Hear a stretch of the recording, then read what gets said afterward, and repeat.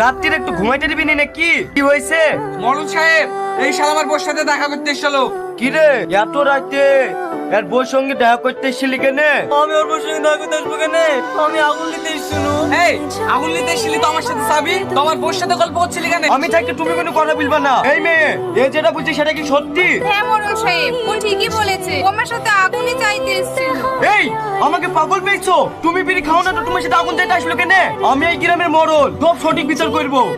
এক হাতে কোনদিন তালি বাজে না। নিশ্চয় তোর বউকে ফোন করে ডেকেছিল, তাই ও এসছে। আজ থেকে তোরা এক ঘড়ি কেউ কারোর সাথে সম্পর্ক রাখবি নি। মরুল সাহেব, এইটা কেমন বিচার হয়েছে? ও আমার বোর সাথে দেখা করতে এসছে, একবার এলে ও হবে, আমি কেন হবো? ও বউকে মোবাইল কিনে দিবা পিরিট করার লেগে? আর এক করে কই দিলেই তো যা করেছি মেলে নে, নাহলে টাকা সহ জরিমানা লাগবে।